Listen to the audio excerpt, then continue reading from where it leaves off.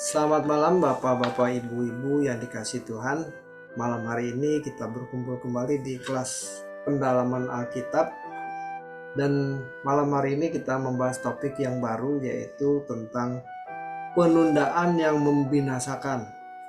Ini topiknya lumayan serem ya, penundaan yang membinasakan. Jadi malam hari ini kita akan membahas, ini sesi yang pertama. Seperti biasa, topik ini akan dibagi dalam 6 sesi, 6 kali pertemuan. Jadi kita akan membahas malam hari ini ada 5 subtopik, 5 bab yang kita akan bahas dari topik ini. Oke, sebelumnya kita tundukkan kepala, kita akan satu dalam doa. Bapa di surga, kami bersyukur untuk kesempatan malam hari ini kami boleh kembali berkumpul untuk berdiskusi, untuk berbincang-bincang, membahas topik yang baru, yaitu penundaan yang membinasakan. Bapa, kami mohon hikmat-Mu untuk mencerahi pikiran kami. Roh Kudus membantu menjelaskan kepada kami apa yang kami bahas malam hari ini. Terima kasih Bapa, di dalam nama Tuhan Yesus Kristus kami berdoa. Amin. Oke, saya share screen dulu. Ya, sudah kelihatan semua? Malam hari ini ada 5 topik yang akan kita bahas, 5 subtopik ya. Yang pertama, pengertian binasa. Ini penting karena ketika kita memahami salah tentang binasa, maka pemahaman kita akan berantakan juga. Karena dasarnya salah gitu. Memahami binasa, oh kalau sudah binasa ya sudahlah, hilang semua, selesai semua, ya sudah. Itu salah. Justru binasa itu artinya bukan seperti binasa yang kita pahami selama ini. Jadi kita mesti memahami dengan benar. Yang kedua, tentang tidak membutuhkan Allah. Kenapa kita bisa merasa tidak membutuhkan Allah? Karena pola pikirnya salah. Sehingga kita merasa tidak membutuhkan Allah. Tidak haus akan Allah ya. Kemudian pengertian hidup kekal ini juga sama. Kalau binasa itu lawan katanya hidup kekal. Apa sih hidup kekal? Apakah cuman jangka waktunya saja yang panjang? Ternyata tidak. Bukan hanya itu. Jadi kita perlu belajar makna sesungguhnya apa yang Tuhan ajarkan tentang hidup kekal.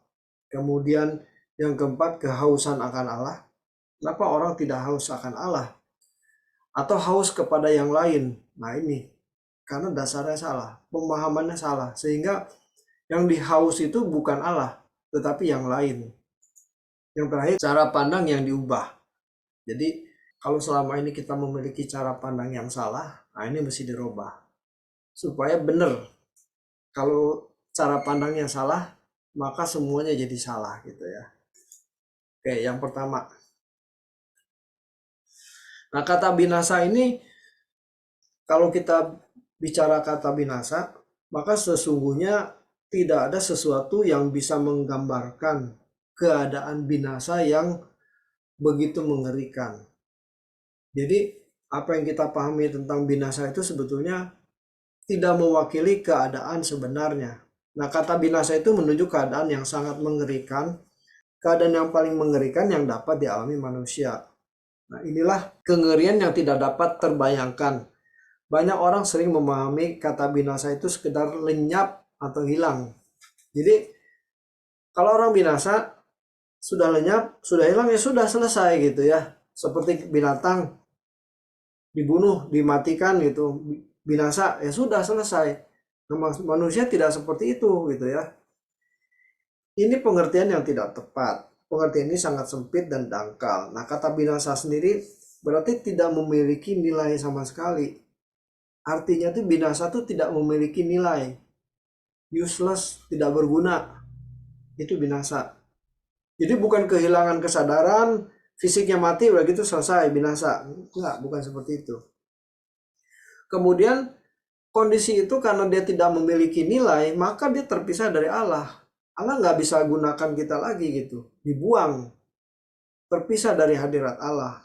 Nah, kebinasaan adalah keadaan di mana seseorang tidak mendapat kesempatan lagi untuk diperdamaikan dengan Allah.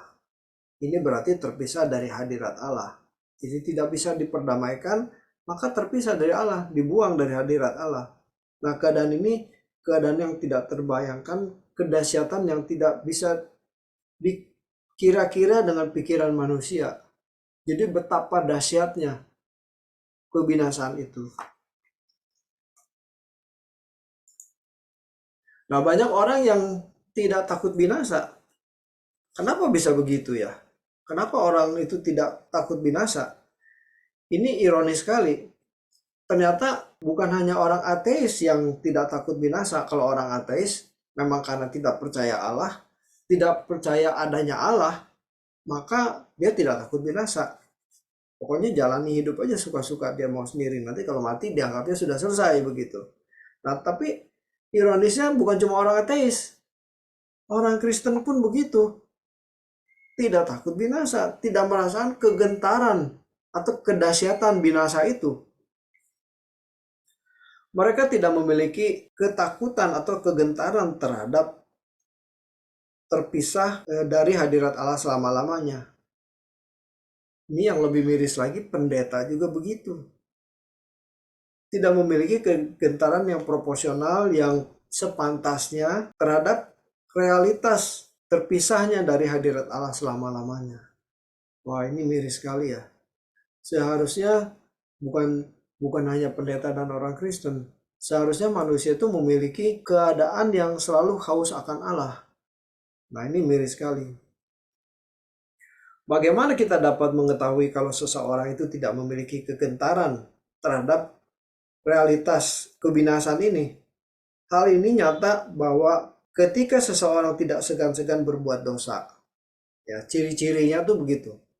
Orang yang tidak takut binasa tuh pertama, dia mau bikin dosa aja. Dia nggak takut. Yang kedua, melakukan pelanggaran hukum, dia nggak takut hukum. Wah, apalagi kalau dekat dengan penguasa begitu ya. Udah ntar juga masuk penjara sehari 2 hari juga keluar lagi begitu. Waduh, ini tidak takut binasa. Kemudian bertindak sembarangan, melukai orang lain, merugikan sesama, tidak peduli dengan penderitaan orang lain, dan juga hidupnya terikat dengan percintaan dunia, terikat dengan kesenangan-kesenangan dunia. Nah ini, jadi dia benar-benar menikmati hidup kewajaran orang dunia. Ini ciri-ciri orang yang tidak takut binasa. Nah, kata binasa sendiri itu adalah kebalikan dari hidup kekal ya. Dalam hal ini berbicara mengenai hidup kekal, hendaknya asumsi kita tidak hanya tertuju kepada kesadaran kekal di surga. Ya. Karena selama ini kita menganggap bahwa oh nanti kalau binasa itu berarti nanti kalau udah mati ya sudah mati selesai kesadarannya, sedangkan kalau hidup kekal itu dia memiliki kesadaran kekal di surga gitu ya.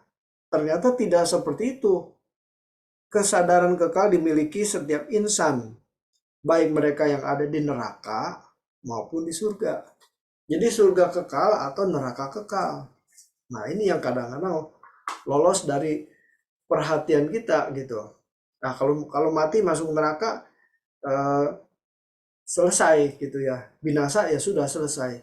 Padahal itu dihukum selama-lamanya di kekekalan di neraka. Itu betapa mengerikannya keadaan itu. Tapi kalau kita sungguh-sungguh mencari Tuhan, berkenan di hadapan Tuhan, maka hidup kekal di surga gitu.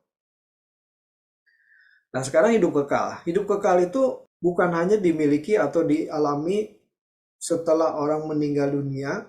Hal ini paralel dengan keadaan atau kebinasaan seseorang yang bukan hanya dialami setelah meninggal dunia. Hidup kekal itu hidup yang bernilai tinggi. Ya, bernilai tinggi. Jadi bernilai tinggi itu memiliki kualitas seperti moralnya Allah, gitu ya. Menuju kepada kehidupan yang berarti itu. Nah, tadi kalau binasa itu kan yang tidak bernilai, keadaan yang tidak bernilai. Sedangkan yang hidup kekal itu yang bernilai tinggi, gitu ya.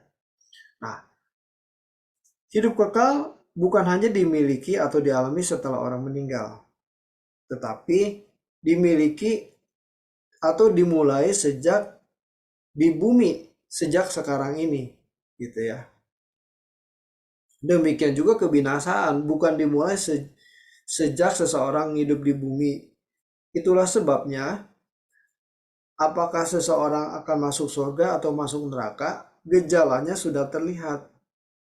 Oke, saya jelaskan begini. Jadi hidup kekal atau binasa kekal itu bukan dimulai setelah kita nanti mati, bukan, tetapi dimulai sejak kita di bumi. Karena pengertian hidup kekal itu bukannya setelah kita mati, oh berarti nanti mulai hidup kekal, bukan. Karena pengertian hidup kekal tadi apa? Hidup yang bernilai tinggi, kehidupan yang bernilai tinggi. Sedangkan binasa itu adalah hidup yang tidak bernilai. Saya mundur tadi ya. Ya, pengertian binasa itu tidak memiliki nilai.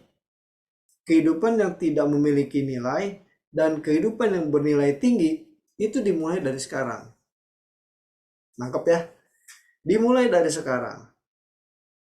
Jadi kita nggak bisa bilang, oh nanti setelah kita mati baru kita memulai hidup kekal. Bukan.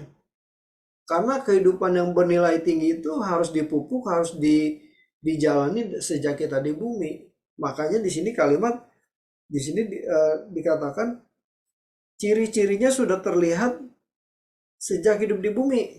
Jadi ciri-ciri orang bakat masuk neraka sama bakat masuk surga udah kelihatan. Karena hidup kekal atau binasa kekal itu sudah dimulai sejak kita di bumi. Nah, orang tidak bisa baik mendadak atau jahat mendadak, ini jelas. Kalau orang bakatnya masuk surga, dia sudah memupuk kebaikan demi kebaikan sejak di bumi. Itu nggak bisa dia berbuat jahat. Coba suruh bunuh orang, nggak mungkin bisa. Emang gampang bunuh orang, kayak dikira kayak bunuh ayam gitu ya, kayak nyincang ayam gitu. Nggak gampang gitu. Tapi sebaliknya, orang yang jahat pun sulit untuk bisa berbuat baik gitu.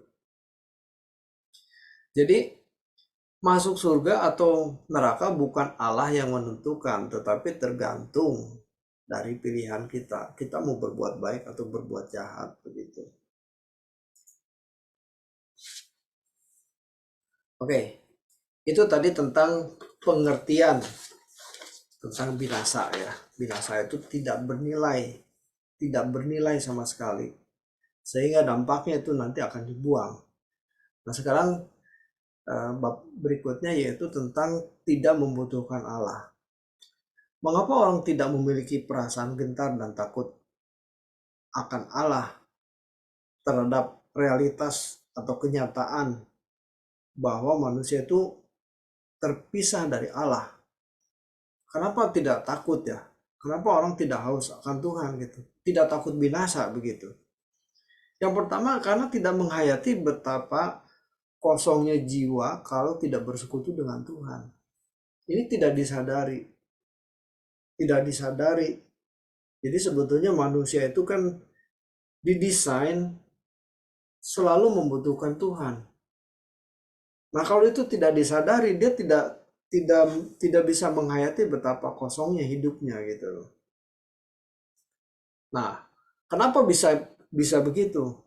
Karena selera jiwanya telah dirusak oleh pengaruh dunia sehingga tidak haus Tuhan. Nah, ini rusaknya tuh gini. Jadi manusia didesain tidak bisa terlepas dari Allah. Sehingga dia harus selalu membutuhkan Allah. Sehingga harus selalu haus akan Allah. Gitu. Tetapi karena selera jiwanya rusak, dipengaruhi oleh dunia yang jahat, dia jadi tidak haus Tuhan. Yang dihauskan itu adalah ya pemenuhan kebutuhan jasmani. Oh saya belum punya rumah, oh saya belum punya mobil, oh saya belum punya jodoh, oh saya belum punya anak, oh saya belum punya pangkat, belum punya kedudukan tinggi di perusahaan, belum punya uang, saya belum pernah jalan-jalan ke luar negeri. Nah itu yang diributin. Jadi kehausannya itu ditujukan kepada pemenuhan kebutuhan jasmani. Kehausannya tuh bukan kepada Allah. Ini yang penyebab sehingga manusia tuh tidak haus Tuhan, tidak haus Tuhan. Rusak jadinya, selera jiwanya rusak.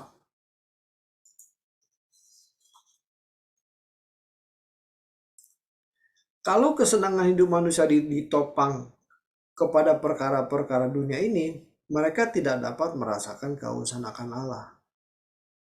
Sehingga tidak menyadari kekosongan jiwanya dan tidak bisa menghayati penderitaan keadaan terpisah dari Allah. Jadi gimana ya menggambarkannya ya? Selera jiwanya rusak. Tapi tidak menyadari karena apa ya? Karena memang semua manusia begitu. Kita lihat kiri kanan, kita lihat tetangga, kita lihat orang-orang di mana-mana memang begitu. Yang dicari adalah fasilitas dunia, kebutuhan-kebutuhan jasmani, sehingga tidak menyadari kekosongan jiwanya gitu. Tidak mengerti betapa mengerikannya terbuang dari hadirat Allah, atau lebih takut miskin daripada terpisah dari Allah. Manusia lebih takut miskin daripada hilang dari hadapan Allah gitu, atau terpisah dari Allah. Wah, ini mengerikan. Tidak menyadari, nanti suatu saat ketika dia di ujung maut baru menyadari. Haus dan lapar. Ini kondisi di mana kalau orang sehat itu pasti membutuhkan, ya. Jadi kalau jasmani kita sehat, itu pasti merasakan haus dan lapar. Itu kondisi yang sangat membutuhkan. Jadi kalau orang yang benar haus dan lapar akan kebenaran, berarti orang itu adalah orang yang benar-benar sangat membutuhkan Allah. Haus dan lapar akan kebenaran berarti dia butuh Allah. Nah, objek kebutuhannya itu bukan pertolongan Tuhan untuk kebutuhan jasmani, tetapi Tuhan sendiri. Kadang-kadang kita sebagai anak Tuhan, walaupun sudah berharap Tuhan, tetapi cara berharap Tuhannya juga salah gitu ya. Yang diharapkan dari Tuhan itu adalah pertolongan Tuhan gitu. Atau dengan kata lain beginilah, yang diminta kita butuh Tuhan itu sebetulnya bukan Tuhan yang kita butuhkan gitu, tapi dompetnya Tuhan gitu. Berkat Tuhan ini. Nah, ini salah juga sebetulnya. Karena sebetulnya yang kita butuhkan itu adalah pribadi Tuhan itu sendiri gitu loh. Seperti rusa merindukan air, demikianlah jiwaku merindukan Engkau ya Allahku. Daud itu merindukan Allah, pribadi Allah sendiri itu. Nah, ini yang harus kita luruskan. Kalau kita berdoa minta berkat Tuhan, ya akhirnya jadi salah. Memang kita tidak minta berkat ke dukun atau ke kuasa gelap ya. Kita tidak minta ke iblis, tetapi minta ke Tuhan juga tidak tepat itu. Karena sesungguhnya yang kita butuhkan itu adalah pribadi Allah sendiri. Bukan dompetnya Tuhan yang kita kejar-kejar gitu. Orang yang kehausan jiwanya kepada perkara-perkara dunia adalah orang-orang yang terjerat kepada percintaan dunia. Mereka adalah orang-orang yang dapat dikategorikan sebagai menyembah iblis. Wah, ini kadang-kadang kita nggak bisa terima ya. Lah, saya kan mintanya sama Tuhan. Kok dibilang menyembah iblis? Ya, karena terikat dengan percintaan dunia gitu. Jangan dipikir uh, iblis nggak bisa kasih berkat. Bisa. Itu jelas Tuhan Yesus itu ditawarkan, sembah aku maka semua ini kuberikan kepadamu gitu ya. Ketika Tuhan Yesus dibawa ke atas hubungan bait suci, diperlihatkan semua kerajaan dunia, iblis bilang begitu, sembah aku maka semua ini kuberikan kepadamu. Jadi iblis memang punya kuasa untuk memberikan materi gitu. Jadi jangan kita pikir kalau berkat itu semuanya datang dari Tuhan, belum tentu. Tengok kiri, tengok kanan dulu, bener nggak dari Tuhan gitu, jangan dari iblis gitu ya. Jiwa telah tersesat sehingga tidak merasa membutuhkan Allah. Nah ini masalahnya, kalau orang sudah secara dunia itu sukses, itu pasti tidak merasa membutuhkan Allah gitu. Makanya Tuhan Yesus katakan orang kaya sukar masuk kerajaan surga karena semuanya sudah ada gitu loh. Jadi tidak butuh apa-apa dari Tuhan gitu. Ini mengerikan sekali. Sekarang pengertian tentang hidup kekal. Ada ayat di Matius 6 ayat 33 ya, carilah dahulu kerajaan Allah dan kebenarannya, maka semuanya itu akan ditambahkan kepadamu gitu ya. Ini menunjukkan kerajaan Allah harus diprioritaskan, didahulukan, diutamakan, bukan perkara-perkara dunia yang sudah terlanjur memenuhi hati. Ini kan kita nih hidup di dunia kan begitu ya. Karena sudah diwarisi oleh diwarisi dari nenek moyang kita begitu, lingkungan sekitar kita begitu. Pokoknya ya kita bahagialah kalau kita punya mobil pribadi, ada rumah pribadi, uang ada, bisa makan apa yang kita mau begitu ya. Jadi semuanya tuh hati kita tuh dipenuhi oleh perkara-perkara dunia gitu. Nah, kalau hati sudah dipenuhi dengan keinginan materi, maka tidak ada lagi tempat untuk tempat untuk Tuhan di hati kita gitu loh. Atau tidak lagi merasa kekosongan jiwa ini. Jadi merasa sudah dipenuhi gitu. Nah, ini keadaan yang menyesatkan. Jadi sebetulnya kekosongan jiwa kita ini tidak terasa karena sudah dipenuhi oleh keinginan materi. Waduh, ini serem sih sebetulnya. Pikirannya tuh diisi dengan belum punya rumah, belum punya mobil, belum punya teman hidup, belum punya anak, belum terhormat, belum punya kedudukan dan sebagainya. Waduh, semuanya hal-hal materi. Ini ada kisah di Matius pasal 19 ayat yang ke-16 itu tentang orang muda yang kaya ya.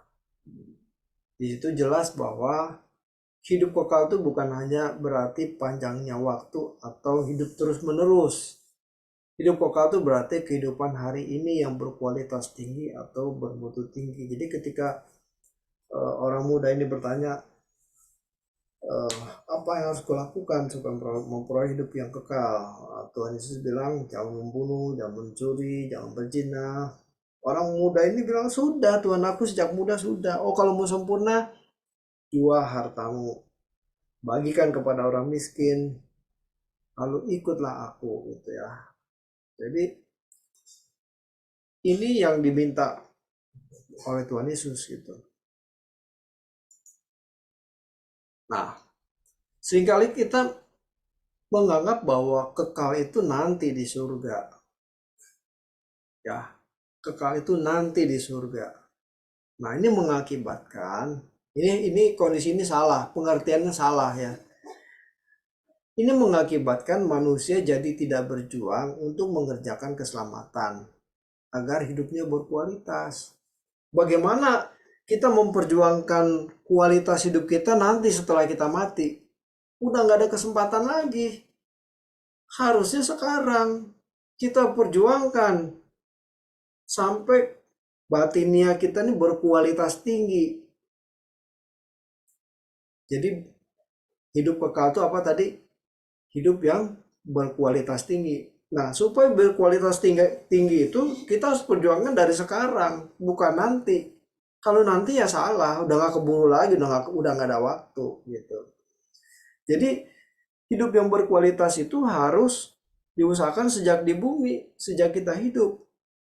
Nah, kalau di bumi berkualitas, maka di surga juga berkualitas. Nah, kalau di bumi nggak berkualitas, nanti di kekekalan dibuang. Tuhan bilang, ini apaan nih? Sampah begini, dibuang. Dibuang di api kekal.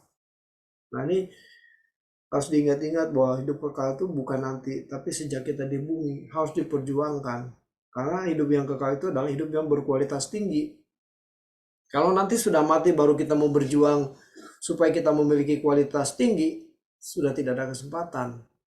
Sudah sudah nggak ada kesempatan lagi. Ini melanjutkan pembahasan yang orang muda yang kaya tadi ya. Jikalau hendak sempurna, jual hartamu. Ini artinya harus dilakukan sekarang, ya. Jadi ini melengkapi pernyataan bahwa hidup kekal itu bukan nanti. Ini mulai dari sekarang. Jikalau hendak sempurna, jual hartamu. Tuhan itu tidak menyuruh jual harta tuh nanti, bukan. Sekarang jual hartanya, ya. Bukan nanti jual, nanti udah mati baru jual harta. Bukan. Sekarang harus jual harta gitu. Kemudian apa? Bagikan ke orang miskin. Ini juga sekarang. Bukan nanti setelah mati baru bagikan ke orang miskin. Tidak mungkin nyuruhnya begitu. Kemudian ikutlah aku. Ini juga sekarang, bukan nanti. Jadi hidup kekal harus dikerjakan sejak masih hidup di bumi. Bukan nanti setelah mati. Wow. Kita selama ini kita pikir hidup kekal tuh ya sudah nanti udah mati baru memasuki masa kekekalan. Persiapannya dari sekarang. Oke. Ini topik yang keempat, kehausan akan Allah. Pembahasan-pembahasannya memang banyak irisannya ya. Kenapa orang tidak haus akan Allah gitu ya? Ya karena pola pikirnya salah. Kalau kalau mikirnya kekal itu nanti ya sekarang nggak perlu haus akan Allah gitu loh. Nah, orang yang sungguh-sungguh telah memiliki hidup yang kekal atau hidup yang berkualitas, maka cara pandangnya terhadap hidup ini pasti sangat berubah. Ya, kalau tidak, kalau cara pandangnya salah ya dia nggak berubah. Seiring dengan perjalanan waktu, ketika cara pandangnya terhadap hidup dan dunia makin berubah, maka kualitas hidupnya pun semakin meningkat. Jadi semakin berjuang bagaimana dia memiliki kualitas hidup yang tinggi. Supaya ketika nanti dia mati, dia sudah memiliki nilai-nilai yang abadi gitu ya. Atau berharga di mata Tuhan. Karena kualitasnya tinggi. Orang-orang seperti ini akan mengerti betapa berartinya kalau seorang memiliki persekutuan dengan Allah. Tentu saja ia dapat menghayati betapa mengerikannya keadaan seseorang yang tidak hidup dalam persekutuan Allah secara benar. Jadi makin kita menghayati betapa hidup yang berkualitas itu harus diperjuangkan dari sekarang, dia akan semakin melihat betapa mengerikannya kalau dia binasa dalam kekekalan atau terpisah dari Allah selama-lamanya. Waduh, betapa mengerikannya. Jadi itu paralel ya. Semakin kita mengerti tentang kebenaran, semakin kita memiliki hidup yang berkualitas tinggi, maka dia semakin melihat, waduh binasa itu betapa mengerikannya. Tapi orang yang tidak pernah belajar, alah nggak apa-apa masuk neraka. Bahkan artis tuh bilang begini, ada satu artis yang bilang begini, saya mah nanti kalau mati mau masuk neraka aja, enak di sana banyak teman-teman. Enak bener ngomong nggak pakai otak gitu ya. Kenyataannya dunia telah meracuni pikiran banyak orang, termasuk orang Kristen dan rohaniawan. Jadi termasuk pendeta di dalamnya begitu ya. Sehingga tanpa sadar mereka membangun cara berpikir dari sudut pandang dunia gitu. Jadi kalau cara melihat kekekalan itu juga salah, waduh, jadi salah juga gitu. Itu sebabnya banyak di antara mereka yang berpikir betapa tidak berartinya kalau orang tidak memiliki harta. Nah ya, pandangannya salah gitu. Yang bernilai itu adalah harta. Betapa tidak bermutunya kalau orang tidak terhormat tuh. Jadi harta, kehormatan, pangkat, kedudukan, itu yang dipandang sebagai yang bernilai gitu ya. Betapa kosongnya kalau orang tidak memiliki apa yang orang lain miliki. Orang tetangga punya mobil, kita kepengen. Tetangga beli barang baru, kita kepengen begitu. Waduh, ini cara pandang yang salah. Tapi justru inilah yang meracuni banyak orang. Masalahnya begitu, termasuk orang-orang Kristen dan pendeta pun di situ. Kalau pendeta lain pakai mobil bagus, wah, masa gua nggak bisa beli mobil bagus gitu ya. Ini selalu dibayang-bayangi oleh hal-hal yang sifatnya materi gitu. Banyak orang yang salah memahami pengertian hidup kekal sehingga mereka tidak memiliki kehausan akan Allah. Jadi kalau pengertian tentang hidup kekalnya salah, dia pasti tidak haus akan Allah. Misalnya hidupnya kekal, oh nanti setelah mati baru dia mau masuk ke kekekalan. Dia pasti hari ini tidak akan berjuang dan dia tidak akan haus akan Allah. Dan memang akhirnya tidak pernah bisa memilikinya, tidak bisa memiliki kehausan akan Allah. Kehidupan orang Kristen yang benar akan merasa kosong, merasa sepi jika tidak memiliki persekutuan yang benar dengan Allah. Ya, jadi manusia memang didesain oleh Allah itu harus bergantung kepada Allah, harus haus kepada Allah. Kalau tidak diisi dengan Allah, maka dia akan merasa kosong dan sepi. Itu yang benar gitu ya. Keadaan tersebut sangat menyiksa. Nah, hal inilah yang mendorong seseorang untuk mencari Tuhan dengan sungguh-sungguh. Dengan merasakan kekosongannya, maka seseorang akan mencari Tuhan dengan sungguh-sungguh. Ini yang benar. Kalau seseorang sudah mengerti betapa tidak bernilainya hidup tanpa Allah, atau terpisah dari hadirat Allah, dan menyadari betapa kosongnya hidup jika tidak hidup dalam persekutuan yang benar dengan Allah, maka ia bisa merasakan betapa menyakitkan keadaan yang tidak memiliki persekutuan dengan Allah. Ini benar-benar harus digumuli, dihayati gitu. Karena kebanyakan ya orang Kristen merasa berdoa sama nggak berdoa sama aja. Ke gereja sama nggak ke gereja sama aja. Dengerin khotbah-khotbah di YouTube dengan tidak sama aja gitu. Nah ini berarti dia tidak haus Tuhan, tidak haus, tidak merindukan hadirat Allah gitu. Maka itu tidak menyadari kekosongan jiwanya. Jadi santai aja gitu. Ibarat kalau orang orang ibarat tubuh ini ya, kalau dia sakit pasti dia tidak lapar, tidak haus. Coba aja orang sakit suruh makan, mau makan yang seenak apapun dia nggak mau makan, nggak harus dipaksa makan. Kalau kita tidak merasakan haus, itu pasti ada sesuatu yang nggak benar di tubuh. Yang benar itu haus. 2 jam 3 jam nggak minum pasti haus. Kalau 5 jam 6 jam kita nggak makan itu pasti lapar gitu. Nah, kalau tidak lapar dan haus itu pasti tubuhnya lagi sakit. Nah, rohani juga sama. Kalau kita tidak merasa lapar dan haus akan Allah, tidak merindukan Tuhan, itu pasti rohaninya sakit. Oke, ini yang terakhir. Cara pandang yang diubah. Ini balik lagi dengan kata binasa. Binasa itu terpisah dari Allah. Atau hidupnya tidak bernilai sehingga pada akhirnya dibuang dari hadirat Allah. Kekal itu artinya hidup yang bernilai. Bernilai itu adalah hidup yang hidup dalam persekutuan dengan Allah. Nah, betapa ngerinya kalau seseorang terpisah dari Allah selama-lamanya. Ini terpisah dari Allah bukan setahun 2 tahun, bukan 100 tahun 200 tahun, bukan 1000 tahun atau 1 juta tahun. Ini selama-lamanya. Waduh, mengerikan ya. Tidak pernah dapat kesempatan untuk dipulihkan.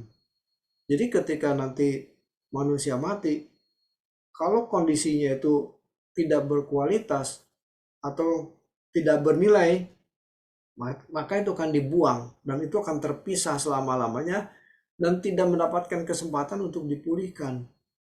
Waduh, ini betapa mengerikannya nih.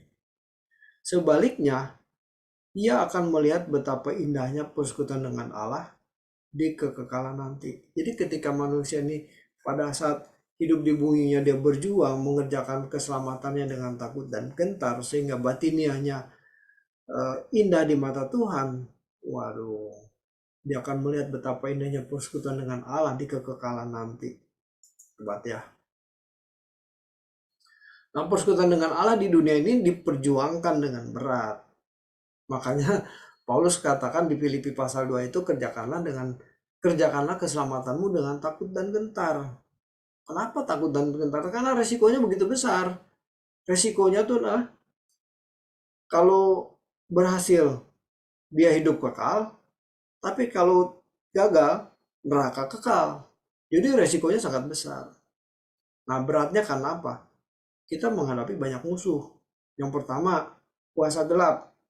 Kuasa gelap ini berusaha menarik kita masuk ke dalam persekutuan dengan kuasa gelap ini. Jadi kita nih ditarik-tarik terus supaya nggak usah ke gereja gitu ya. Ngapain sih doa pagi? Oh, nggak doa juga sama kok. Nah itu jadi males gitu ya. Ditarik-tarik sama kuasa gelap gitu.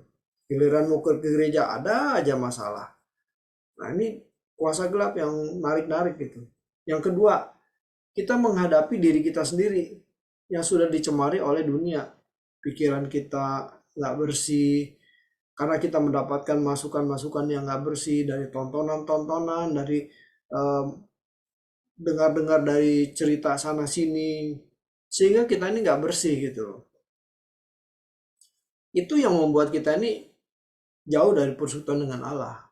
Itu musuhnya tuh diri kita sendiri. Jadi yang tadi pertama kuasa gelap, yang kedua diri kita sendiri. Yang ketiga yang kita hadapi adalah pengaruh dunia. Jadi dari hal yang kita lihat, yang kita dengar semuanya tampak menarik sehingga kita bisa terbawa. Jadi terpengaruh dari tontonan-tontonan. Banyak hal yang menarik dari dunia ini yang membuat kita ini terdistrak atau dialihkan perhatian kita dari Tuhan kepada dunia begitu. Oleh sebab itu, dengan seluruh kekuatan, perhatian dan potensi yang ada pada kita, mestinya, nah ini nih, kita mendahulukan kerajaan Allah, yaitu hal memiliki kehidupan yang bersekutu dengan Allah. Kalau seseorang menganggap hal ini penting, maka ia pasti mendahulukannya. Ya, kalau hal mencari kerajaan surga itu adalah penting, maka dia pasti mendahulukannya. Tetapi kalau seseorang menganggap kerajaan itu tidak penting, maka tidak didahulukan. Itu udah pasti. Yang penting apa? Cari hepeng dulu, cari cien dulu gitu ya. Nah, Tuhan mah gampang belakangan, ke gereja mah gampang, nanti minggu depan masih ada gitu. Nah ini tidak mendahulukan kerajaan Allah. Kalau cara pandangnya dirubah, maka seleranya hanya pada Tuhan. Kalau seleranya tertuju pada Tuhan, tidak usah didesak-desak untuk mencari Tuhan. Dia pasti sudah mencari Tuhan dan mendahulukan kerajaan Allah. Ikut Yesus itu artinya ikut cara hidupnya. Jadi kita mengaku pengikut Yesus, tetapi kalau tidak mengikuti cara hidupnya, berarti sebenarnya bukan pengikut Yesus gitu ya. Karakternya juga tidak seperti Yesus gitu. Wah, cuma ngaku-ngaku doang gitu ya. Cara hidup Yesus yang membangun persekutuan yang benar dengan Allah. Hidup yang bernilai itu standarnya Yesus. Jadi jangan bikin standar sendiri. Karena dialah sosok atau pribadi yang memiliki persekutuan dengan Bapa secara proporsional. Standarnya Yesus. Kurang dari itu berarti belum Kristen itu. Oh, ternyata sudah habis. Oke. Jadi ini pembahasan cukup menarik dan cukup menyeramkan ketika kita belajar. Waduh, ternyata banyak pemahaman-pemahaman kita yang selama ini kurang pas gitu ya, tentang binasa, tentang hidup kekal, tentang soal membutuhkan atau kehausan Allah, cara pandang yang tidak proporsional. Wah, hari ini mesti diperbaiki. Oke, Saya buka kesempatan untuk kita saling berdiskusi, sharing, bertanya, atau menambahkan, silakan. Ini diskusi yang menarik malam hari ini, dan semoga ini bisa menjadi berkat ya bagi kita semua ya. Kita bisa dapat masukan-masukan baru, pencerahan pikiran, dan semoga ini bisa mengubah kita. Karakter kita diperbaharui terus, pola pikir kita diperbaharui. Oke, mari kita akhiri pertemuan kita malam hari ini. Saya minta Remi untuk menutup kita dalam doa. Silakan Bu Remi. Mari kita berdoa. Bapa di surga, kami bersyukur Tuhan untuk sharing kami pada malam hari ini lewat PA kami ya Tuhan, di mana kami sudah banyak mendengar kebenaran-Mu, bahkan kami sudah sharing antara satu dengan yang lain. Ini adalah kesempatan yang berharga bagi kami ya Tuhan. Bila kiranya Roh Kudus-Mu terus menuntun kami, memimpin kami untuk kami semakin setia dan semakin taat di hadapan Tuhan, supaya kami tidak menunda-nunda waktu kami Tuhan, supaya kami terus berkemas-kemas, kami terus semakin bergairah untuk kami terus mencari Tuhan. Terima kasih Bapak, berkati hamba-Mu Bapak Pendeta David Adam yang sudah memaparkan materi kebenaran-Mu pada malam hari ini, kiranya terus menyingkapkan rahasia-rahasia firman-Mu ya Tuhan. Bahkan kami juga yang hadir pada malam hari Zoom ini, kiranya Tuhan yang memberkati kami semuanya. Kami percaya Tuhan apa yang kami dapatkan malam hari ini adalah menambah kebenaran-Mu dalam kehidupan kami Tuhan untuk kami lakukan. Terima kasih Bapak, dan sebentar kami akan mengakhiri pertemuan ini dan kami akan beristirahat. Kami serahkan hidup kami ke dalam tangan-Mu ya Tuhan. Terima kasih Bapak, terpuji termulialah Engkau. Dalam nama Tuhan Yesus kami berdoa dan bersyukur. Haleluya. Amin. Amin. Selamat malam. Selamat Terima malam Pak. kasih, Terima Bu kasih Remi, pada berkati. ya. Jumpa. Selamat malam. Terima kasih. Malam semua. Bye. Selamat malam.